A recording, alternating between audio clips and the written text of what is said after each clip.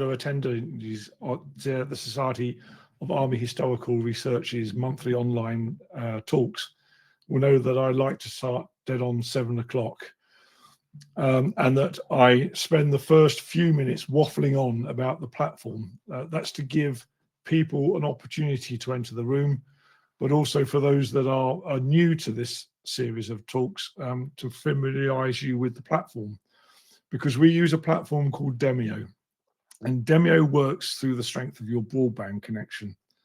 So this evening, if you have any particular issues with either the audio or the video feed, then there are a number of immediate action or IA drills that you can take to remedy that situation. The first is to refresh your page. And I say that every month, and I always know that there's somebody in the audience that doesn't know how to do that. So on almost every browser, on the top line of your browser, you should see an incomplete circle with an arrow on it. That's the refresh button. If you click on that, it will refresh your page. And that may well sort out any audio or visual problems that you might be experiencing. The second IA drill is to employ what I call the IT crowd solution. That's simply to leave the room and then come back into the room using the same unique link that you joined with. Simply by doing that, the sort of soft option of turning your computer on and off will overcome most of the issues.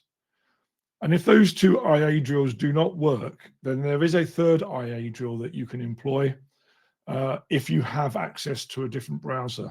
Now, Demio works through the Chrome browser, the Safari browser, the Firefox browser, and also Microsoft Edge. And I'm coming to you this evening using the Chrome browser. But if there's a problem with Chrome this evening, I can access Safari and still use my unique link to come back into the room in that different browser. So that's how Demio works. We also tell people that you are guaranteed an automatic copy of the recording merely by signing up for the talk this evening. And a number of people take advantage of that offer and for whatever reason do not attend the live session, but watch this on recording.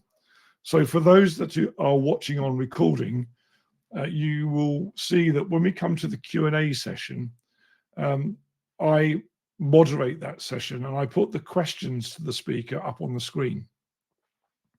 Unfortunately, those questions which can be seen by the live audience cannot be seen by you on the recording. So I do that very annoying thing, is I read out what you can read for yourself on the screen. So for the people who are watching this live this evening, I apologize for that.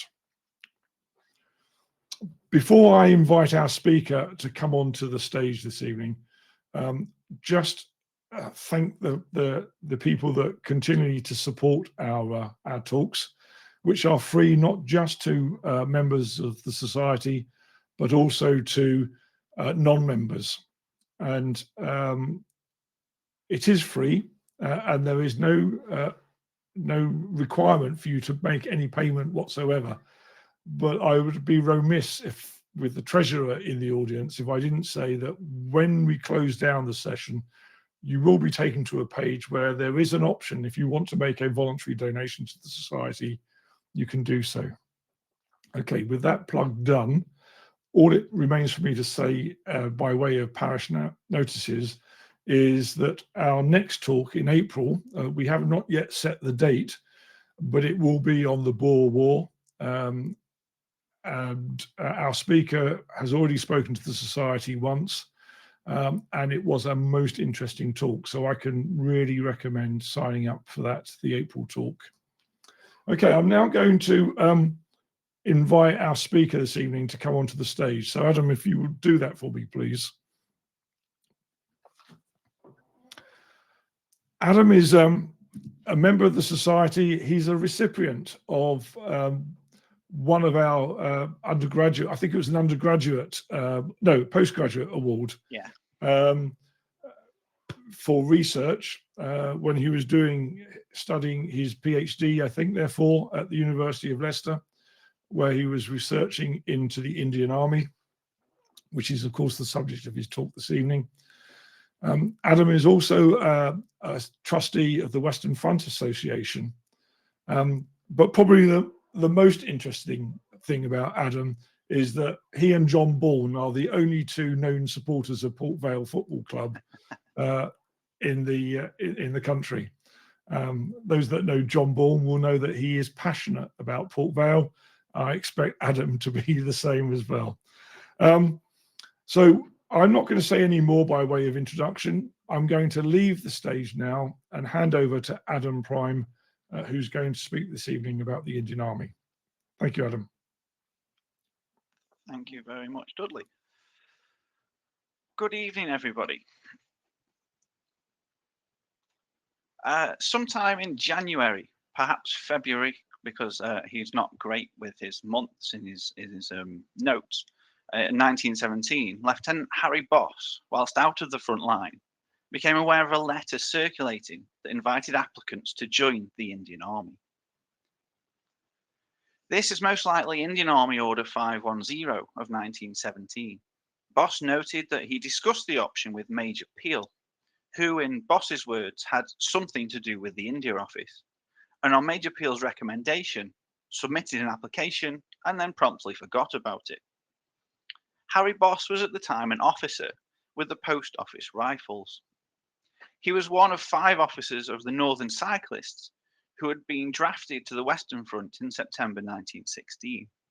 Prior to that, he had guarded the Northumberland coast with the Northern Cyclists, who he had joined as soon as he was old enough in 1913, following in the footsteps of his father and uncle. In late June or early July, again, Harry's not great with the dates, Boss received word that he'd been granted 7 days leave, and so made his way to Boulogne, crossed the Channel, and headed back to Northumberland. After only a few days, he received word that he was to report to the India Office. Boss was interviewed and given a medical before being informed that he'd been accepted for probation to the Indian Army. He was sent back up north and told to await further orders. He wouldn't see the Post Office Rifles again. Harry soon found himself on the northwest frontier of India, facing Maori tribesmen, before seeing out the war in Mesopotamia. Harry Boss went on to command the 5th Maratha Light Infantry, taking them to North Africa during the Second World War, before being made area commander Port Sudan, and then commandant POW camps India. A rather stellar career that only really came into being out of the necessity brought about by the manpower demands of the First World War. Harry was one of over 15,000 officers admitted to the Indian Army during the conflict. Officers were desperately needed for the Indian Army, which would, during the course of the conflict, recruit 826,000 combatants, which is quite, I think, the manpower conundrum. What I'd like to do during the course of this talk is look at the following. Start with the traditional role of the Indian Army, its size and its recruitment patterns. Then move on to 1914 and the new demands that were placed on the Indian Army. From there, I'd like to look at the private soldier, the sepoy, how they were recruited and trained to meet the manpower demands of the First World War. These new sepoys, of course, then needed commanding. So next, I want to look at the British officer of the Indian Army and how they were recruited and trained before making some, hopefully, before making some concluding remarks that make sense. The Indian Army at the end of 1913 was very good at its job. Its job was to defend British India and to protect the Raj's interests in the immediate vicinity of the subcontinent. It was an imperial fire brigade, just so long as the fire of this analogy wasn't too far away from India itself. Chief amongst the defensive concerns of the Indian Army was the northwest frontier, modern-day Pakistan. This region bordered Afghanistan and contained a significant number of Muslim tribes who had never been absorbed into the Raj and coexisted in an uneasy and often broken truce with the British. Afghanistan had been watched closely too. The Afghans were of course a threat, but the greater threat was Tsarist Russia, who could potentially launch an attack through Afghanistan. This threat, of course, subsided after the Battle of Tsushima and Japanese victory over the Russians in 1945. So what did the Indian Army, this force that I say was so good at its job, look like? In 1914, the Indian Army numbered 240,000 Indian private soldiers. The private soldier of the Indian Army was the sepoy, from the Persian sipahi, meaning infantryman. Sepoy is an acceptable blanket term, but we can also break it down to the sepoy being infantry and cavalrymen being sowars. Broken down into, this 240,000 is broken down to 159,000 soldiers, 35,000 reservists, 45,000 non-combatants. Alongside these were around 75,000 British troops who were posted to the subcontinent at any one time. In light of the 1857 rebellion, in the presidency of Bengal, which has been the centre of the rebellion, there was a ratio of 2 Indian soldiers to 1 British soldier. In the other 2 presidencies, Bombay and Madras, this ratio was 3 to 1. The British battalions came under the command of the Indian military authorities during their time in India, and their stay could be as long as 15 years. If we take the 2nd Battalion North Staffordshire Regiment, for example, they went to India in 1903 and stayed there until the end of the Great War, even fighting in the Third Anglo-Afghan War in 1919. When war broke out, there was a total of 118 British infantry regiments. Only 12 of these had 2 battalions, the rest were single battalion regiments, meaning there was a total of 129 infantry battalions. In terms of cavalry, there were 39 regiments. There was little Indian artillery. Most had been disbanded after 1857 as to keep the scientific branches European. There was, however, 12 mountain batteries and 1 Indian coastal battery. There was also over 22,000 imperial service troops. Princely states of India, bound to the Raj by treaty though nominally independent, maintained forces for the defence of India as part of their agreement with the British. These were cavalry, infantry, sappers and artillery, and perhaps most famously cameleers in the form of the Bikaner Camel Corps. In peacetime, around 15,000 new sepoys were recruited annually, roughly 1,250 per month. The Indian Army of 1914 was a product of Victorian race science. The majority of the sepoys and sowars were recruited from Nepal, the Punjab, the United Provinces, and the Northwest Frontier. These were known as the martial races and regarded as having the best fighting pedigree. Martiality was regarded as an inherited trait, and thus an aspect of one's race. Prior to the 1857 rebellion, the peoples who would later make up the martial races numbered just 30,000 in the armed forces. By 1914, though, they made up over 3/4 of it. The Army Committee of 1912 reached the conclusion that the Indian Army needed to broaden its recruitment pool, but obviously the Great War came too soon for this.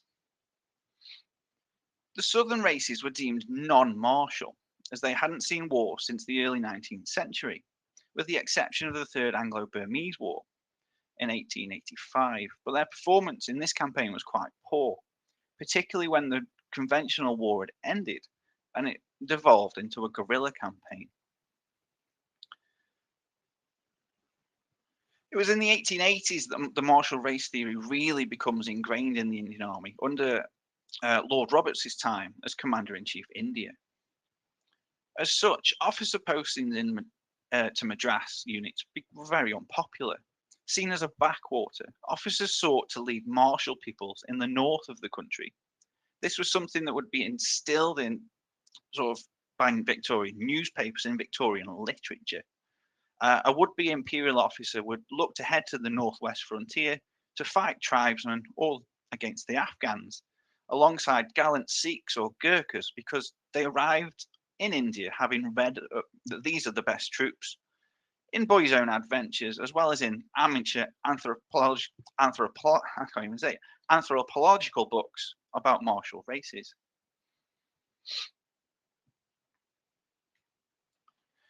Onto the officers of the Indian Army. The officers can be divided into two groups. The first is the Indian officer, also known as a Viceroy Commissioned Officer or VCO. These are the Jemadars, Subadars, Rizaldars. You can see on screen how the Indian ranks compare to the British Army ranks. And the table also shows Indian Army NCO equivalents too. The Indian officer was incredibly important to the running of a regiment.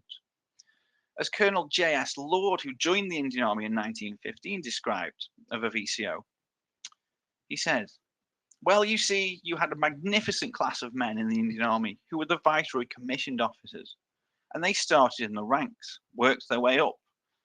And when they'd gone through the Lance Naik Havildar, which was the equivalent to Lance Corporal, Corporal, and Sergeant, then they got a Viceroy Commission, and the highest rank that they could get to, and only one of them could get to it, was Subadar Major, and he had no executive command, but he was the confidential advisor of the colonel."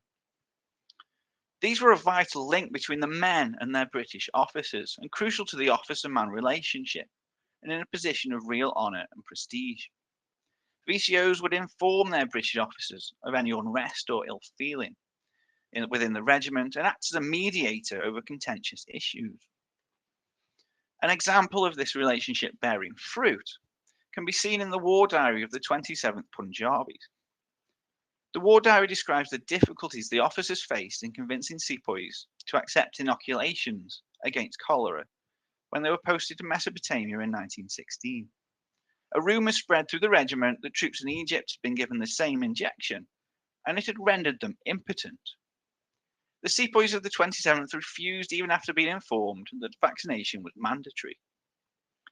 The following day, the Subadar Major Mir Akbar found out who was behind the rumours and persuaded them to be immunised first, and the rest of the regiment then followed suit. It's perhaps a trivial issue, but an example that highlights the role played by a good VCO. On the other hand, when there was a breakdown, such as in 1914, when Muslim sepoys of the 130th King's Own mutinied, unwilling to fight against their co-religionists, the Ottomans, one result was that the senior VCOs were dismissed, having either failed to inform their commanding officer of the unrest, or that they'd not picked up on it in the first place. Either way, they weren't fulfilling their role sufficiently. The British officers of the Indian Army, the men who occupied the rank of second lieutenant upwards. The British believed Indians lacked the moral and intellectual wherewithal to officer properly, but equally prevalent in their considerations was the need to maintain control over the army, its coercive element. To Indianize the officer corps would be to risk losing this control. In 1914, an Indian Army infantry battalion would have between 12 and 14 British officers, whilst a cavalry regiment would have 16. There was also 67 British officers in command of the 4,000-strong artillery. Service in India was for long periods unpopular with British Army officers. Until the Cardwell reforms of the 1870s, officers had been able to sell their commissions if their battalion was earmarked for India. It was subsequently brought by a man who wanted the financial inducements that came with service on the subcontinent. It was in no way considered at this point discreditable to sell your commission to avoid going to India. But once the purchase system was abolished, attitudes to India changed. It became possible to transfer out of a regiment only on ill health grounds, but it was now frowned upon. The advent of the steamships, the opening of the Suez Canal in 1869, had made the journey to India much faster, and there was a rise in hygiene standards, which meant a fall in the mortality rate. Military cantonments were some of the first places to have public health programs, for instance. India proved to be popular for the less well-heeled British officer, and many therefore subsequently transferred to the Indian Army. Of course, rather than transfer, men could opt for the Indian Army straight from Sandhurst. They would spend their first year in India with a British regiment. This was so they could make perhaps elementary mistakes under the watchful eye of a British NCO. They could acclimatise to the country, start learning the language. what many perhaps call, many officers called an apprenticeship. During the Great War, though, this apprenticeship had to be done away with, and men went straight to their Indian postings. Indian service was so popular by the turn of the 20th century, though, that a Sandhurst cadet had to finish in the top 30 of his cohort to guarantee a place. For example, Claude Auchinleck had received a scholarship for Sandhurst, and there had little choice but to try for the Indian Army. His mother's widow's pension didn't stretch very far.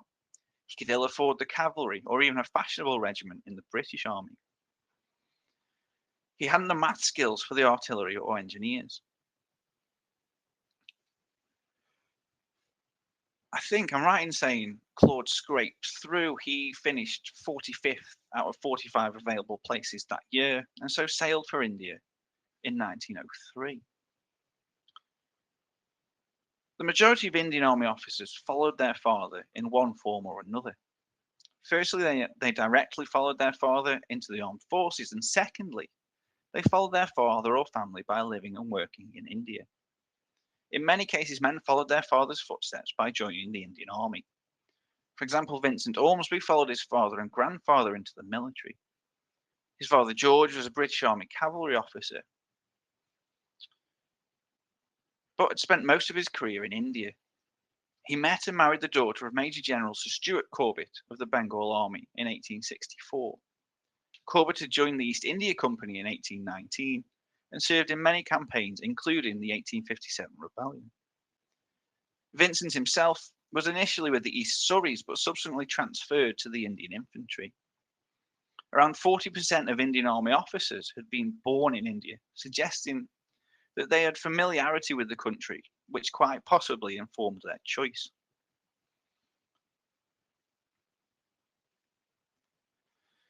One of the draws of the Indian Army was India itself. India offered financial rewards, such as I've suggested with Auchinleck, opting to go to India. But there was also adventure, sightseeing, sport, and a rather happening social scene. When he arrived with the Cheshire Regiment in 1883, for instance, Nigel Woodyard was able to play polo and hunt whilst on the subcontinent, and enjoyed attending race meetings at the Ambala racecourse, which he described as the Aintree of India. Unusually, Woodyard admits in his memoir that he was wholly ignorant of India before he arrived there. There's also the fact that the Indian Army perhaps offered the best opportunity in the British Empire to see action. The almost constant state of war on the northwest frontier, for example, as well as conflicts in Afghanistan, Burma, and China. In the Victorian and Edwardian world, a world filled with literature of imperial adventures, Indian service was very appealing. I think the men that joined the Indian Army knew intrinsically that getting on the 745 to Tunbridge Wells every day wasn't for them. One officer, Walter Edward Long, for instance, called his memoir In Search of Fun. That gives you some idea what these men were looking for in India. It was these adventurous sportsmen and imperialists. They belonged to a central pool of officers known as the Indian Staff Corps, from which all regimental staff and civilian appointments were made. The total number of Indian officers in 1914 was 2,586. As I said previously, the Indian Army was recruited and trained to defend India, particularly the northwest frontier. It had some experience of fighting outside of the subcontinent, for example, Abyssinia in 1867, but by and large, Indian taxes paid for the Indian Army to defend India. The demands of the First World War, though, meant that Indian units were needed, if only for garrison duty, freeing up British units to fight the Germans in France and Belgium. The Indian Army was not initially earmarked for service on the Western Front. On the 9th of August 1914, orders were received from the War Office that 2 infantry divisions and a cavalry brigade were to be dispatched from India to Egypt. The purpose of these Indian units was to relieve the British garrison in Egypt, freeing them up to return to Britain and then on to service in France. Just 9 days later, new orders were received. The 2 Indian infantry divisions were to go straight to Marseilles, without disembarking in Egypt. It was felt politically astute to send Indian units to France as soon as possible, with the strategic need as well as the symbolic need of the high esteem Indian soldiers were held in by the British government. It was hoped that such a move would boost Indian support for the war effort. The Indian Corps, as it became known under Sir James Wilcox, was introduced piecemeal into the fighting at First Ypres. By the end of 1914, there were 5 Indian expeditionary forces serving outside of India, whilst the Indian Army also maintained its role as guardians of the northwest frontier and of Indian internal security. It's worth pointing out there was at least 6 serious tribal uprisings on the northwest frontier during the Great War. At the behest of the authorities in India, there was a number of British regiments left in India for the entirety of the conflict, and many territorial battalions sailed to India, and it became something of a terrier training ground. Indian Expeditionary Force A was the one sent to North Europe. Indian Expeditionary Forces B and C were sent to East Africa. Indian Expeditionary Force D was dispatched to Mesopotamia, and Indian Expeditionary Force E replaced A as the garrison for Egypt. Elsewhere, Indian troops garrisoned Hong Kong, Malaya, and Singapore were posted to Aden and Persia, and the 36th Sikhs took part in the siege of Tsingtao. Later in the war, troops would also go to Gallipoli and then play a significant part in the war in Palestine. This is, I think you'll agree, extensive and a drastic departure from its pre-war role. Equally impressive are the raw numbers.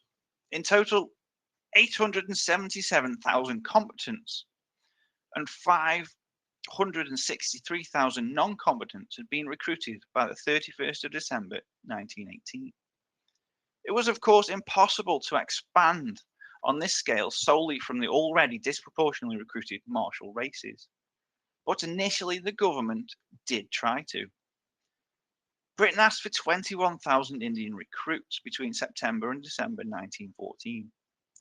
28,000 were initially raised. The Punjab, from where many of the Muslim and Sikh sepoys had hailed from pre-war, continued to be a fertile recruiting ground and a significant target for recruiters. Much of the recruitment early war was, as George Morton Jack says, in the old manner. Regimental depots visited their traditional village networks, relying heavily on both serving and retired VCOs to act as recruiting sergeants in return for a bounty per recruit. Morton Jack points to the 19th Punjabis, who by June 1915 had recruited 900 sepoys, both Sikh and Muslim, thanks in large to Subadar Major Fetta Khan, who received a bonus of 300 rupees for his efforts and was presented with a sword of honour by the Viceroy himself, no less. To give some idea of the disproportionate recruiting, the population of India in 1914 was 315 million. The Punjab accounted for 20 million. In the pre-war army of India, around 100,000 men were from the Punjab. By the time the war ended, almost 500,000 men from the Punjab had served in the Indian army, 360,000 of which were combatants. This is an astonishing proportion of the 1.2 million who served as both combatants and non-combatants. Sikhs made up about 12% of the Punjab, but Punjabi Sikhs numbered 33,000 in the pre-war army. Another 89,000 Punjabi Sikhs would join the army during the conflict. Around 6,500 more would join the ranks of the Imperial Service troops. Likewise disproportionate was the recruitment of Gurkhas from Nepal. Pre-war, there was just over 18,000 Gurkhas serving in the Indian Army, out of a total male population of 907,000. Between 1914 and 1918, 200,000 Gurkhas served in the Indian Army.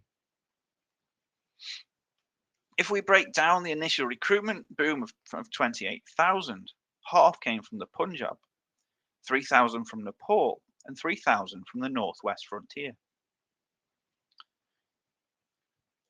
The Punjab, Nepal, and the northwest frontier never ceased to be a fertile recruiting ground during the war. In 1915, 93,000 combatants were recruited. Again, half came from the Punjab, 14,000 from Nepal, and 6,000 from the frontier region. In 1916, there's 104,000 combatants who were recruited. Again, half come from the Punjab. 50,000 from the Punjab, 15,000 from Nepal, and 5,000 from the northwest frontier. Recruitment peaked for the Indian Army in 1918, when in total 200,000 men were recruited. Yet by 1918, villages were becoming less keen to allow their menfolk to leave the village. In rural agricultural areas of the Punjab, for example, pandemics of malaria and bubonic plague left a shortage of men to work the fields. Depot recruiters, under pressure to meet targets, resorted to coercion, which Morton Jack suggests was akin to a press gang. Groups essentially abducted recruits from their village. Educated Indians had, prior to the war, avoided military service. This had suited the Raj. The more highly educated were more likely to possibly seek a commission and look to further themselves. War declared, though, these educated groups threw themselves behind the war effort. Some enlisted who would not have previously done so. Perhaps more crucial was the role played in supporting recruitment, particularly as Indian newspapers carried calls for recruitment. These Indian elites believed serving the British in their time of need would curry favour and aid their quest for self-governance after the war. Later in the war, marginalised groups began to be recruited despite being viewed as non-martial. For example, Tamil and Telugu peoples from southern India had been almost completely ignored by recruiters from the 1880s onwards, but recruitment began again in 1917. Likewise, high caste Brahmin from Bihar and Awadh, who had been recruited heavily prior to the 1857 rebellion, and had actually been the center point of the military mutiny aspect of the Great Rebellion, had ceased to be recruited from the 1880s onwards again, but that recruitment started to progress again as the war continued. One regiment, the 49th Bengalis, was created to encourage support for the war in the region and attracted landed and professional middle class Hindus, many who joined when given the opportunity to try and challenge the stereotype of the feminine, non-martial Bengali. There was no recruitment in Bengal in 1914 and 15, and only 428 Bengalis were recruited in 1916. But by the end of November 1918, 6,600 Bengalis had been recruited. However, the stereotype was firmly ingrained in the minds of the officers who were attached to the 49th. Basil Ames passed out of Sandhurst in 1915 and was elected to join the Indian Army. He was immediately posted first to the 26th Punjabis. After a short leave period, he was given a new posting. He was told he was joining a newly formed Bengali battalion. This news led to many guffaws in the mess. The Bengali battalion was officially designated the 49th. Ames, in his memoir, says that this was created for political reasons that, and I quote, the unwarlike people of Bengal might be stimulated into the war effort. Ames and the 49th were sent to Mesopotamia, where their time was spent on garrison duty and training. They saw no action. All the British officers had a poor opinion of the Bengalis. I believe this opinion hampered the training and progress of the battalion. Eventually, the commanding officer, Lieutenant Colonel Boomer Barrett, sent a report back to his superiors stating that the 49th Bengalis were, and I quote, congenital maniacs and paralytic idiots, a condemnation that was repeated in Indian Army circles for years to come. The officers of the 49th had no faith in the ability of their men because of martial race theory. Maybe with a more open mind, the battalion could have flourished.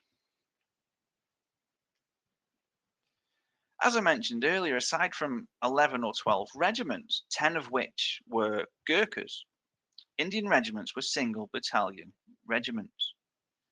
In 1886, the single battalion regiments had been linked together in groups of between 2 and 5 and allotted a regimental centre. All recruits who joined the regiment rendered themselves able to serve in any of the regiments who shared the centre.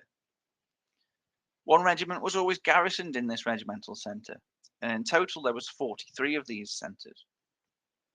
I appreciate I'm saying centre a lot. But these battalions that were at the regimental centre, there I go again, were not available for active service. The concept was that in a time of emergency, the battalion who was at the centre could reinforce the other units in that group. The obvious problem that was by doing this, you'd weaken the battalion that was at the centre. We could say, robbing Peter to pay Paul. In truth, the regimental centres, though, as useful as they were for internal security and military presence in major centres of India, the links were not used. Instead, battalions were independent of each other. When a regiment went on campaign, they left behind 2 British officers, a clerical and administrative staff, and their convalescents. In a depot, these depots would then enlist and train new recruits. From these depots, sepoys would be sent on campaign, including during the Great War overseas. Commander-in-Chief India, Sir Beauchamp Duff, prescribed 8 months for raw recruits to be trained, so that most of the early war volunteers became available from June 1915. The manpower demands for these men, though, meant that the training process had to be sped up. In August 1916, Lance Daffodar Javani Singh wrote to a fellow cavalryman stationed in France, describing how their regiment, numbering only 505 men, was to embark for Persia, claiming there was only 1 or 2 old men in each troop. He was concerned that the recruits could neither ride nor shoot, but they were being dispatched abroad after only 2 months' training. Instruction in many cases had to be relatively rudimentary. Qualified officers, VCOs, and NCOs would instruct and demonstrate to unqualified sepoys, who would then, in turn, pass on the same instructions and demonstration to the recruits behind them. In 1915, when he took over command of the Dehradun Brigade, Nigel Woodyard found that he had 2,000 men with, and I quote, good physique and possessing a knowledge of ceremonial, combined with a fine soldierly spirit. These men, however, had no experience of barrack life and no field training. Similarly, their officers lacked professional instruction or schooling. Woodyard's solution was to teach by example. He had with him at Dehradun the 2nd Gurkhas, who were a regular army unit, and a British territorial battalion. These 2 battalions were used to demonstrate and instruct the officers, VCOs, and NCOs of the raw battalions. These officers, NCOs, and VCOs would then relay what they had learned to their sepoy recruits. The training in most cases was hampered by the fact that officers and staff left in charge of the depots were those who battalion commanders had no faith in. They didn't want them at the front with them. Well, it's actually the case that those left in these regimental depots should have been the best officers able to supervise recruitment and training. Basil Amys noted in his memoir that the commander of the 4th 9th Bhopal Regiment depot drank gin before breakfast, and that this, as you might expect, affected the efficiency of the battalion. Regular officers, be they proficient or not, would often take umbrage at being left behind. Viewing themselves as undervalued, these men would do as little as possible, leaving, in most cases, raw officers who had been recruited during the war to carry out the training with little or no experience. William Sargerson, who we'll cover later, who before the war was a railway engineer, noted that only one conscientious regular officer at his depot helped the new officer recruits, but he was affected with ill health, which is why he'd been left in the depot in the first place. Lord Kitchener, who, as I'm sure you all know, accepted the role of Secretary of State on the 5th of August 1914, just a day after war had been declared. Kitchener had been Commander-in-Chief India between 1902 and 1909. He had been Lord to India by Lord Curzon, who had offered him a free hand in reforming the Indian Army. Kitchener set about reorganising the Indian Army and re-energising it, only for the money for his reforms to dry up when the Tsarist threat through Afghanistan subsided after 1905. As early as the 6th of August 1914, Kitchener sent a telegram to his former Adjutant General, now Commander-in-Chief India, Sir Beauchamp Duff, informing him that we are in a tight place. Officers are badly needed. Duff's response was to offer to remove 2 officers from each British regiment stationed in India and send them to Britain to be relocated. Duff was quick to remind Kitchener that officers had been in short supply during his tenure as Commander-in-Chief. He also expressed concern for the internal security of India if too many British soldiers were to return to Europe in one go. Each British battalion needed, though, each British division needed 598 officers, and the Indian Army was an obvious resource, especially as the Indian Army was not initially earmarked to fight on the Western Front. 3 days before war with Germany was declared, Secretary of State for India, the Earl of Crewe, informed the Viceroy Lord Hardinge that should war come, the War Office was likely to commandeer officers of the Indian Army who were on furlough in Britain for use with the BEF. Francis Yates Brown was on leave in Ireland when he received a telegram ordering back to the Bengal Lancers, only then to receive a second one ordering to Aldershot, at which point he was seconded to the BEF. He was one of 253 Indian Army officers who were on leave in Britain when war broke out, who were commandeered to the British Army. Rowley Grimshaw, you'll see on screen, he was on leave in Britain when war was declared, and he was recalled to Southampton. He expected, like many of his acquaintances he met at Southampton, to be posted to the BEF, only to actually be sent to Egypt to rendezvous with his regiment. He did see action on the Western Front, but with the Poona Horse. The creation of the new armies, largely from volunteers, meant that the British Army Officer Corps had to be multiplied several times over.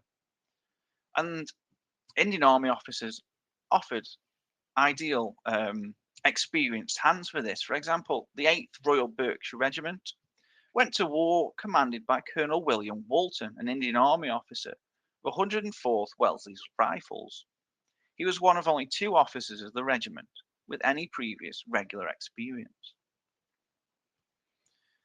Sir Beauchamp Duff was able to free up a number of senior officers to be used in the training of new recruits, but he insisted again in early September that junior officers could not be spared. He also noted that should casualties be high in the Indian Corps, who were now on their way to France, it would be difficult to replenish its officers. On the 6th of September, Kitchener telegrammed Duff requesting a further 3 officers from each British battalion in India be freed up. Kitchener informed Duff that he'd already had to dispatch 600 additional officers from Britain to the front, and Sir John French was requesting more still. Kitchener claimed that men cannot fight properly without good officers. One way to meet the supply problem was to promote 5 NCOs from the British battalions in India, something that was already being done in Britain.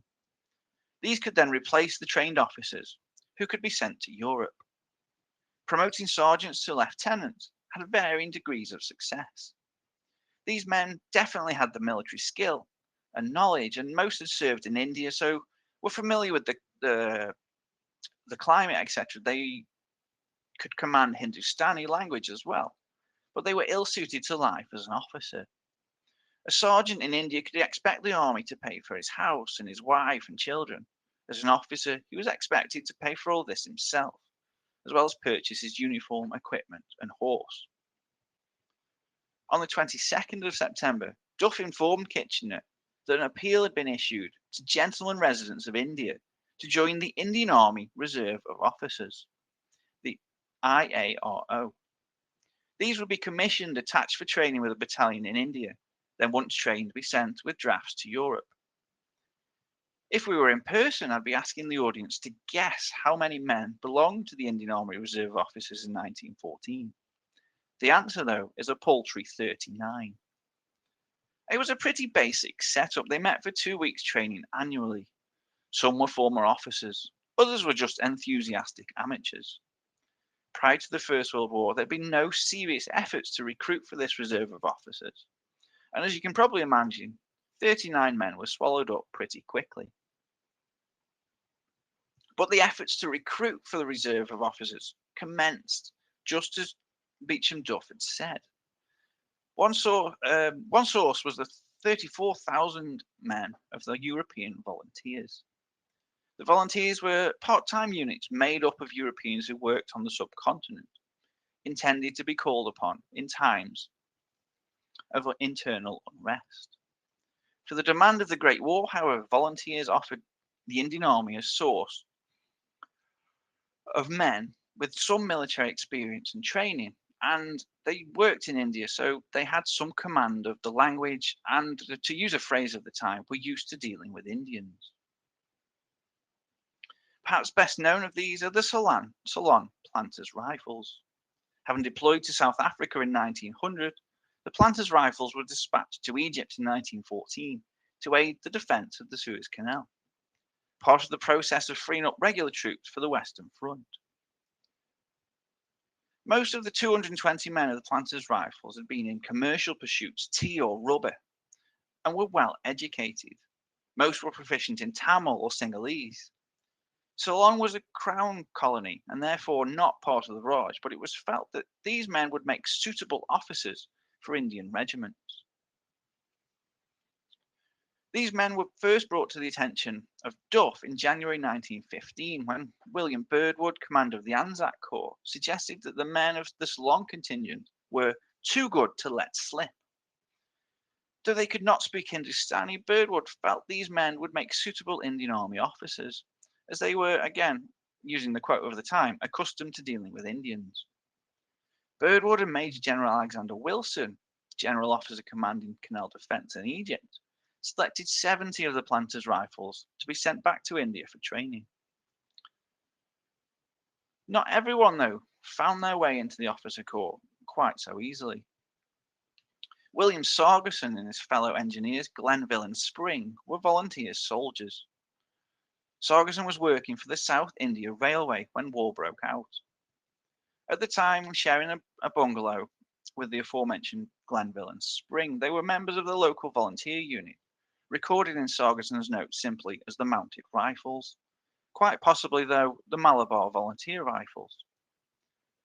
To these 3 men, it was quite obvious as news reached them of the BAF's retreat from Mons, that as experienced volunteer troopers, they would be needed.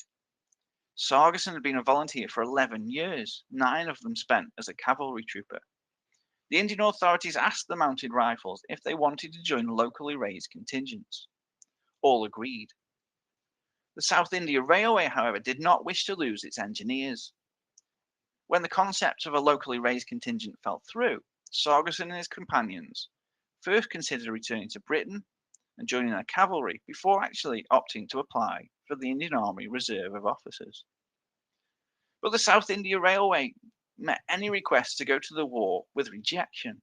The company had ordered all men who were on leave back to their posts, so there wasn't actually a lot of work for the engineers. Eventually, the London office wrote in November 1914 to say that a certain number of men could join and fight. The acting chief engineer responded, though, to the London office, claiming that he couldn't spare anyone. Sargerson, Glenville, and Spring, as well as other engineers, effectively mutinied or went on strike. The London office, however, ordered the release of the men to the war, and all 3 were informed that their applications to the Reserve of Officers had been accepted. So Spring was attached to the Somersets at Moree, Glenville attached to the South Lancashires in Quetta, and Sargerson to the 27th Cavalry at Secundrabad. IARO men such as Sargerson, Glenville, and Spring were quickly trained at depots in India and dispatched to other units both in India and on campaign. These depots would cycle through a considerable number of green officers. For example, 1st Skinner's Horse, which spent the entire First World War in India, had over 70 reserve officers pass through the regiment during the course of the conflict.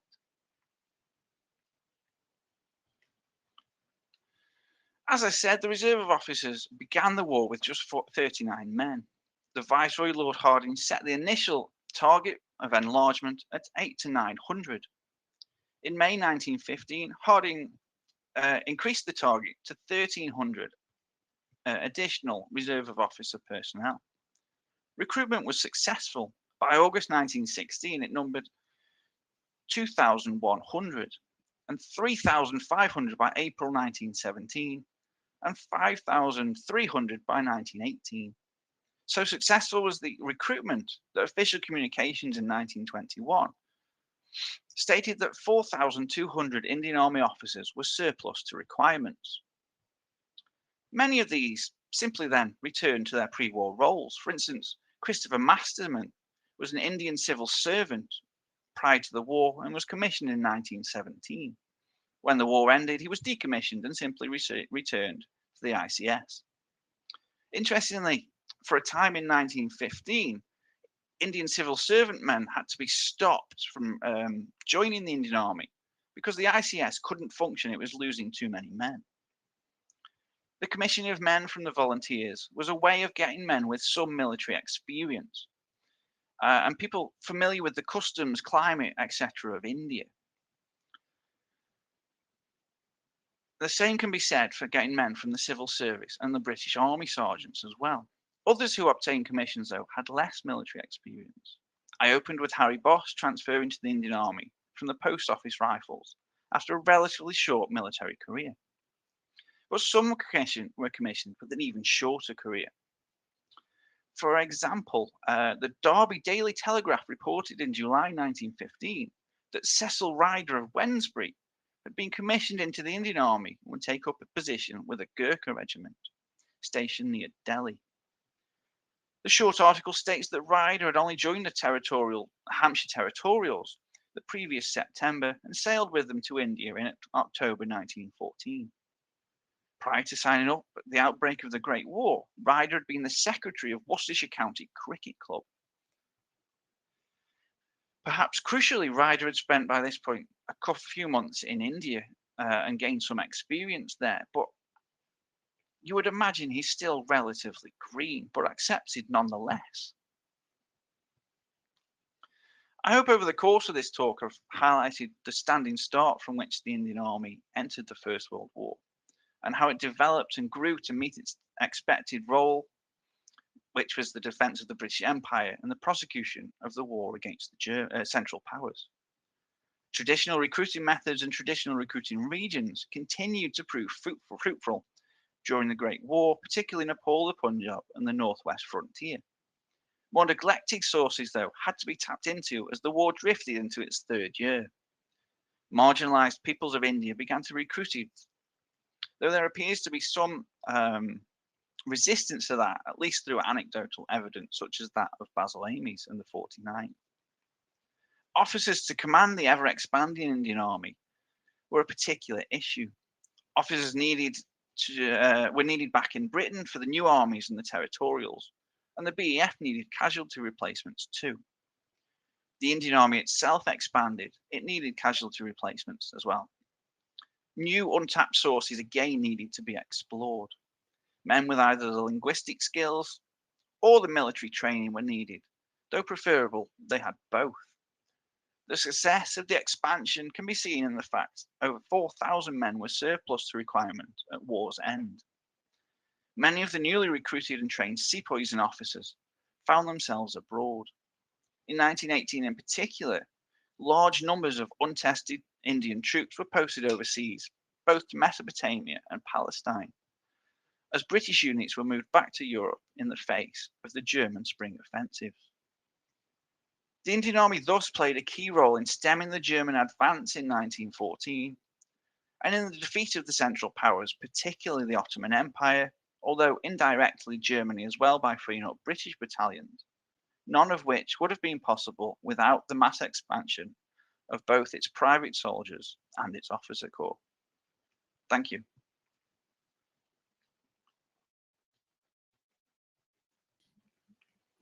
Brilliant. Adam, thank you very much indeed. Let me just take down your slides. There we go. Yeah, I once again I have to declare an interest here. My maternal grandfather was a territorial in the 5th Buffs who found himself sent to India in October, I think it was, 1914, Yeah. and then found himself in Mesopotamia because they were then redeployed to Mesopotamia.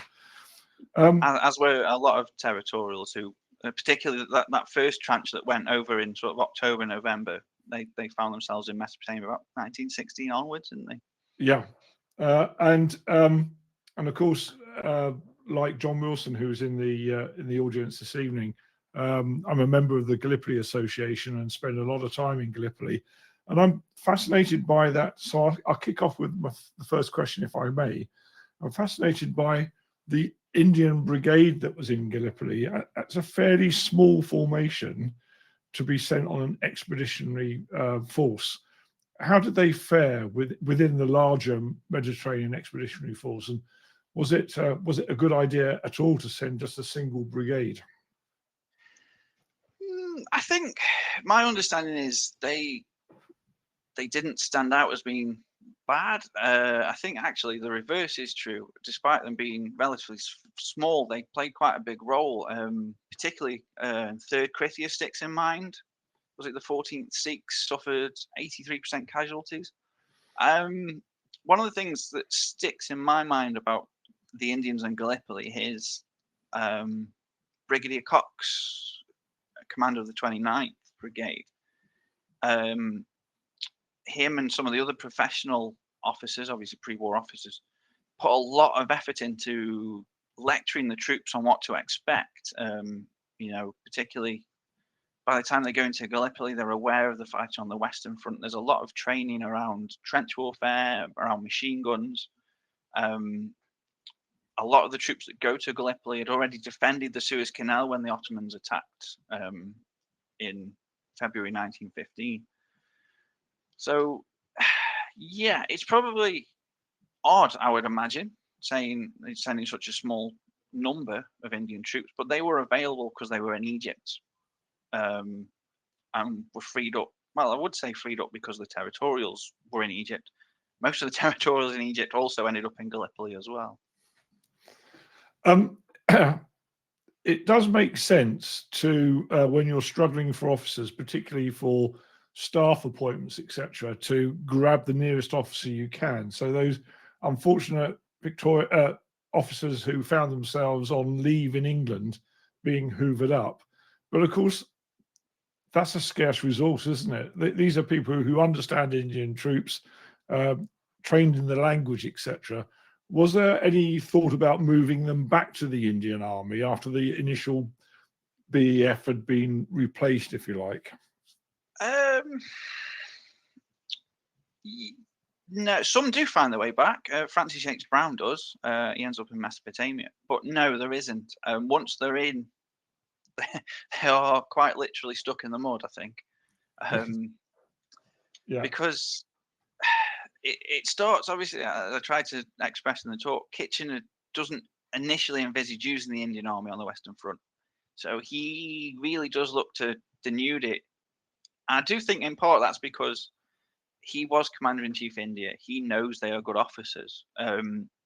He put a lot of effort into reforming the officer corps and sort of making sure anyone who wasn't of sufficient quality didn't get promoted sort of too far up the ladder. So he knows the people he's hoovering up are going to make good officers in the new army's territorials as casualty replacements. But there's no, as far as I'm aware, no efforts to then send them back, even though, like you say, the skills involved to be an Indian Army officer are largely learned on the job and would probably be better deployed with the Indian units. Thank you. Magnus has asked the questions, were not the so-called martial races merely the army's propensity for big country men? There's been quite a lot of discussion in the chat box about the martial race theory, and we've got someone from India who's contributing quite well on this debate also. The thing with martial race theory is it's very fluid. People's fall in and out of favour. And I think it's only really as a suggested set in the 1880s by Lord Roberts. There is an element of that, big countrymen, but if we're talking size, the Gurkhas aren't big.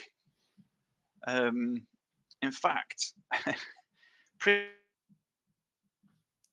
pre-war, but I think it comes from a chap called Granville Pennefather Evans. There was at a cantonment a sports day, and unfortunately, the Gurkhas came last in every race because they just weren't tall enough to compete with some of the other regiments. I think it's really hard to try and encapsulate in a quick answer, but each of the peoples who are recruited heavily have a certain set of values placed on them by the British, rightly or wrongly, and it's not always the same. So the Gurkhas, it's sort of, they're seen almost sort of encapsulating a little bit of British gentlemanliness and of fair play and loyalty as well. Whereas the Sikhs, for instance, the Punjabi Sikhs are seen as martial because they have a real propensity for fighting. And when they fought the British in the 1840s, it was really difficult for the British and the EIC to defeat them. And they sort of gained their reputation that way. Magnus again has asked, what about the medical services in the Indian Army? Not my area, but the medical services is interesting because it is the only area where an Indian could hold a higher rank. So you could get officers in the Indian medical service, but I don't know enough to try and answer that in any greater detail, I'm afraid. That's fine.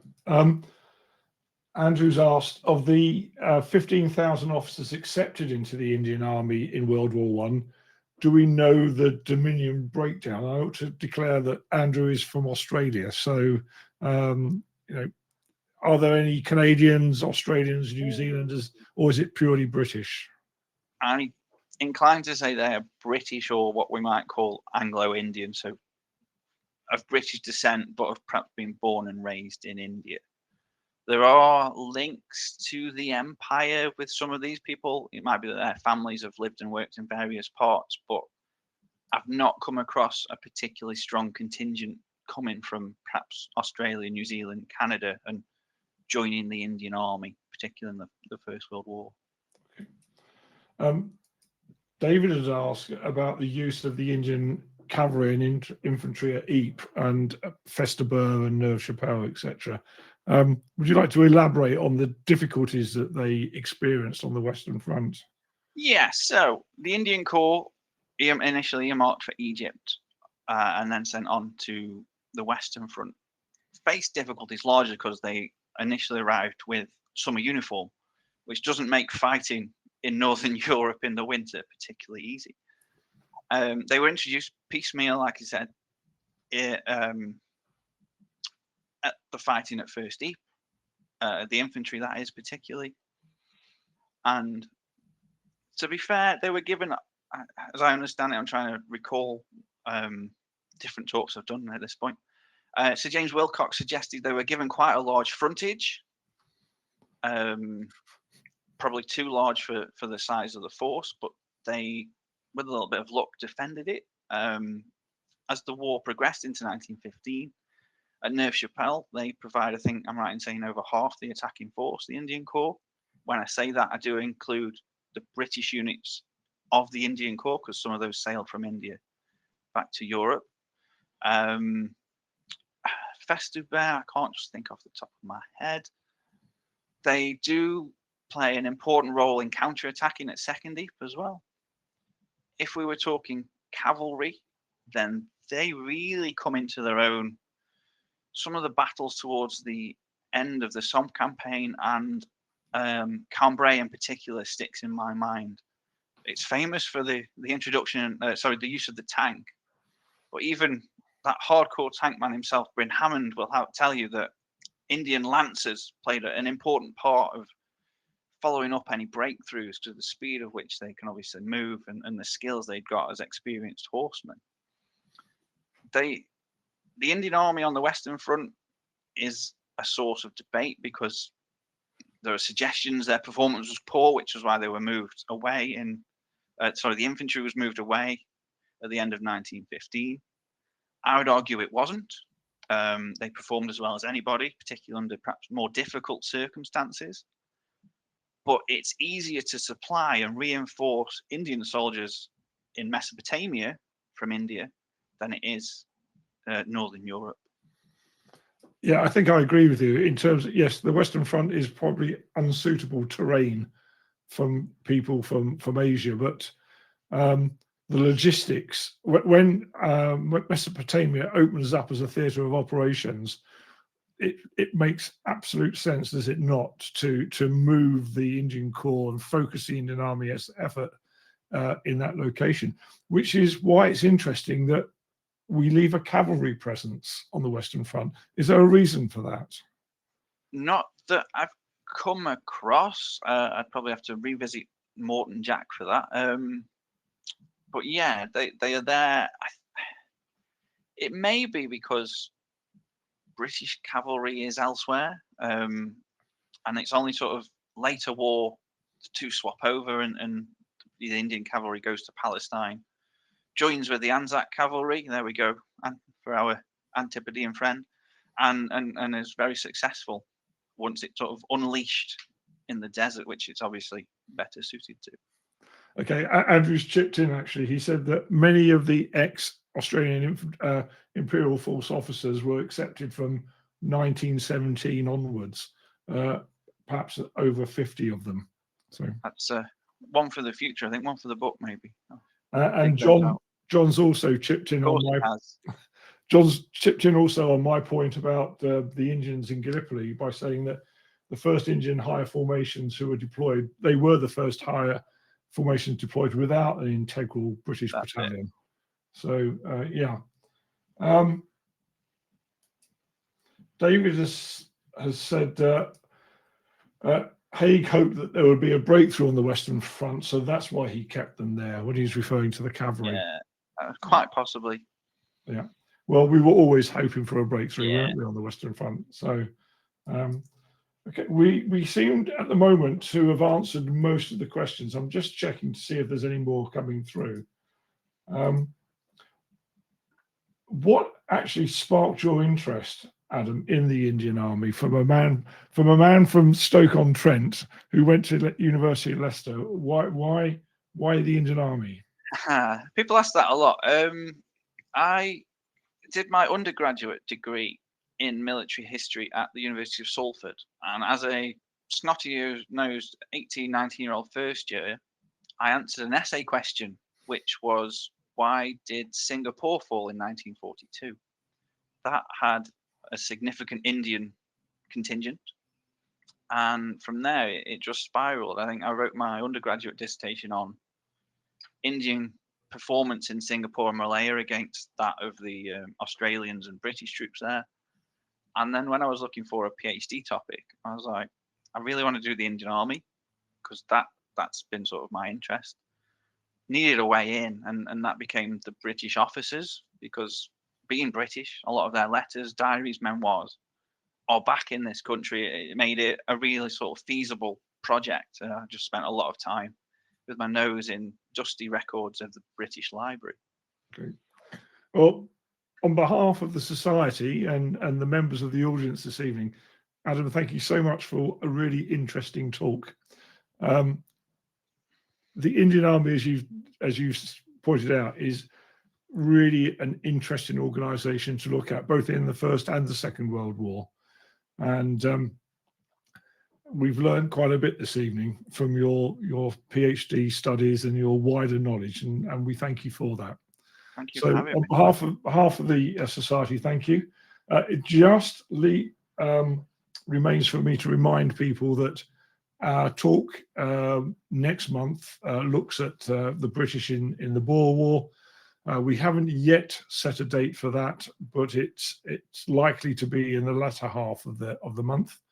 But for now, Thank you very everybody, and Adam, thank you again. Thank you. Goodbye, everybody.